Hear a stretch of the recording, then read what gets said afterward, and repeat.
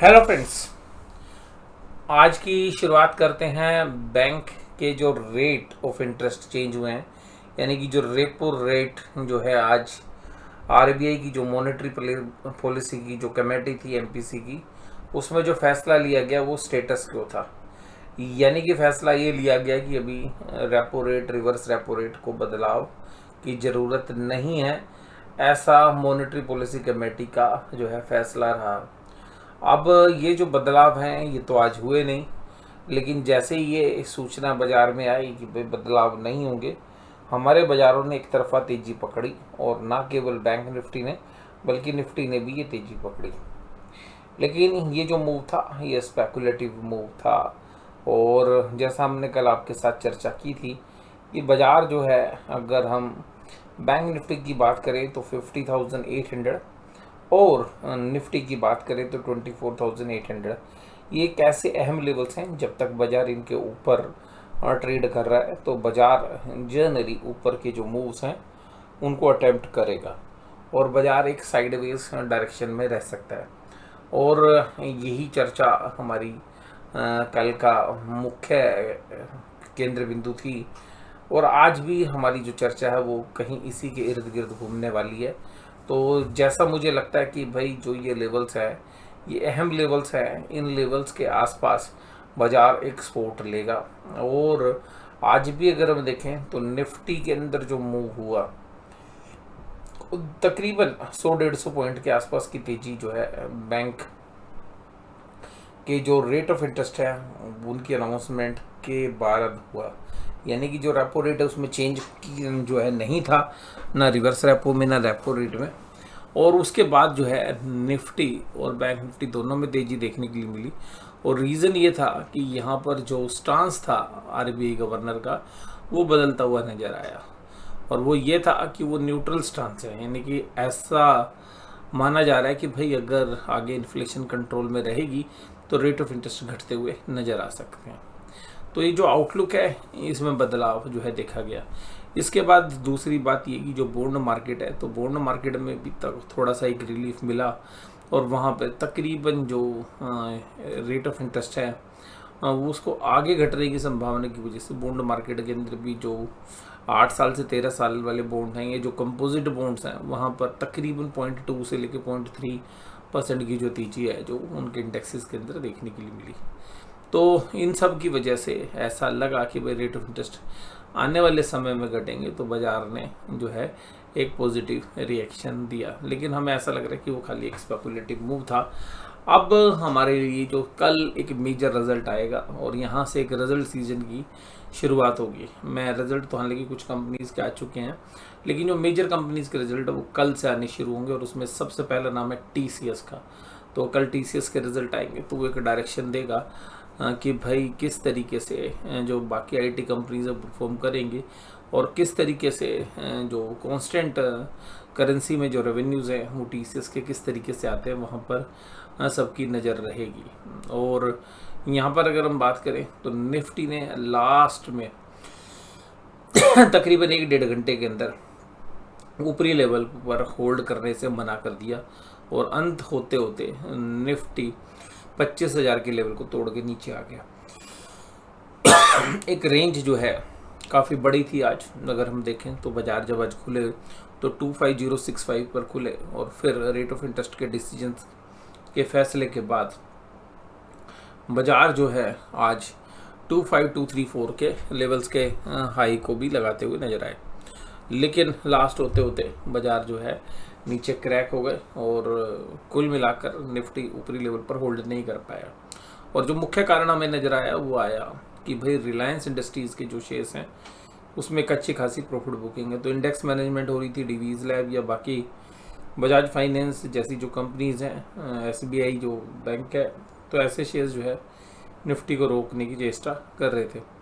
But एफआईज़ ने आज लगातार जो है ये सप्ताह हो रहा है और इस पिछले हफ्ते से जो शुरुआत हुई थी और लगातार 5वें-6ठे दिन आज भी एफआईज़ ने जो है कैश मार्केट में सेलिंग की। लेकिन जो सेलिंग थी उसका जो प्रेशर लेवल है वो थोड़ा सा कम होता हुआ नज़र आ रहा है, क्योंकि बाजार ऊपरी लेवल पर जो है ओवरबॉट पोजीशन में थे तो एकदम क्रैक हुए और बाजार अब एफआईज की सेलिंग को ऑब्जर्व कर रहा है और साथ में डीआईज जो है दूसरे समय तनकर खड़े हुए हैं जो कि एफआईज के द्वारा छोड़े गए माल को खरीदते जा रहे हैं।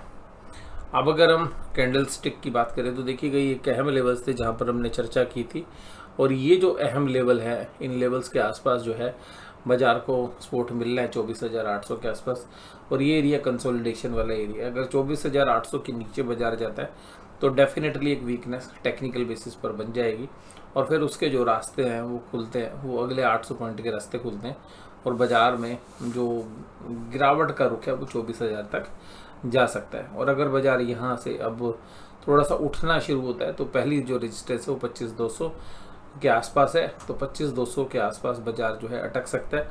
आज भी अगर हम देखें तो 25,234 का जो है हाई लगा, यहाँ पर बाजार एक रेजिस्टेंस को फेस करता हुआ नजर आया और यही रेजिस्टेंस के लेवल अभी भी हमें कल के लिए भी लग रहे हैं। अगर 25,200 के ऊपर बाजार आधे से 1 घंटे होल्ड करता है तो एक अच्छी खासी शॉर्ट कवरिंग हम उम्मीद कर सकते हैं। अदरवाइज हम एक रेंज बाउंड ट्रेड ही एक्सपेक्ट करेंगे। Tata Motors, Bajaj finance, SBI जैसे शेयर्स तेजी में थे, वहीं रिलायंस, आईटीसी और एचडीएफसी बैंक जैसे शेयर्स कमजोरी के साथ काम कर रहे थे। तो मेजर दिग्गज जो है आज रिलायंस और एचडीएफसी जो बाजार को ज़्यादा नीचे खींच रहे थे और अकेले अगर हम देखें तो रिलायंस 76.66% जो है 76.6 पॉइंट जो है निफ्टी को नीचे धकेलता हुआ नजर आया। रिलायंस इंडस्ट्रीज का जो भाव है 2750, मुझे लग रहा है कि यहाँ पे शायद थोड़ा सा एक बाइंग इंटरेस्ट एमर्ज हो जो एसआईपी के अंदर इन्वेस्टमेंट करते हैं या ऐसे लेवल्स हैं जहाँ पर जो लार्ज कैप में इन्वेस्टर्स हैं, लार्ज कैप के इन्वेस्टर्स हैं वो शायद थोड़ा सा फोकस करते हुए नजर आए। एनएससी की जो एडवांस डिक्लाइन रेशियो थी वो अभी देखिएगा बुल्स के साथ थी, लेकिन बाजार फिर भी ऊपरी लेवल पर होल्ड नहीं कर पाए। हालांकि मिड कैप और स्मॉल कैप इंडेक्स लगभग 1% के आसपास की तेजी दिखा रहे थे। और आज जिन शेयर्स में तेजी थी Divi's lab, Cipla, Tata motor, SBI, Maruti Suzuki थे, वहीं कमजोरी थी आईटीसी, नेस्ले, हिंदुस्तान यूनिलीवर और ब्रिटानिया जैसे शेयर्स में। निफ्टी बैंक आज ऊपर देखेंगे तो 51,707 लगा के, और ये सब कब हुआ जब मॉनेटरी पॉलिसी कमेटी की मीटिंग की अनाउंसमेंट हुई और उसके बाद बजाय ने हाई लगाया, फिर थोड़ी प्रॉफिट बुकिंग, फिर हाई लगाया और फिर दिन भर धीरे धीरे नीचे आते रहे। और इस तरीके से बाजार में सबसे पहले जो ऊपर के स्टॉप लॉस थे जो जनरली मंदी करने वालों के लगे थे वो 51,500 के आसपास थे, उन स्टॉप लॉस को काटा और बाजार फिर दोबारा से नीचे नजर आया। तो बात यह है कि अंडरटोन अभी भी बाजार की बेरिश है, लेकिन एक टेक्निकल सपोर्ट लेवल के आसपास बाजार जो है स्ट्रेंथ दिखा रहा है। तो 50,800 आज भी हम ये मान के चलते हैं कि एक ऐसा लेवल है जब तक उसके ऊपर चल रहा है बाजार या तो पॉजिटिवली रिएक्ट करेगा या एक रेंज बाउंड ट्रेड में फंसा रहेगा। आज एसबीआई, एक्सिस और आईसीआई जब बाजार को बैंक निफ्टी को ऊपर खींच रहे थे, वहीं एचडीएफसी और इंडसइंड बैंक जैसे शेयर्स और कोटक महिंद्रा बैंक ये बाजार नीचे खींच रहे थे। और आज एसबीआई में 2% की एक अच्छी तेजी देखने के लिए मिली और वहीं कमजोरी थी आज एयू स्मॉल फाइनेंस बैंक में 3% की।